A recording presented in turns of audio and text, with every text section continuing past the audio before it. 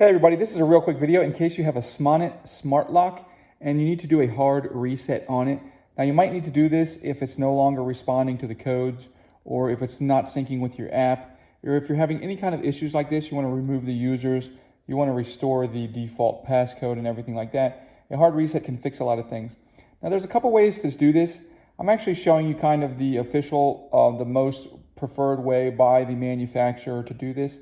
And that is to, you're going to open up the back and take the batteries out, and then remove this lower part of this is the inner part of the lock, obviously, because if it's the outer part, then someone could do this and get access. But anyways, this is the inner part of the lock at the bottom. You're going to remove the back, and it's going to look like this, like in this image here. And then on the bottom right, you'll see there's a reset button. Now, don't push that button yet. What you're going to do is, once you've found that, you're going to put the batteries back in, and make sure everything is connected properly. And then you're going to press and hold this button for 5 seconds. And then the lock should beep. And at that point, you're going to put in 000 pound on the keypad. And once that happens, then it should be reset, and you should be able to repair the lock with your app, reset the pins and everything like that.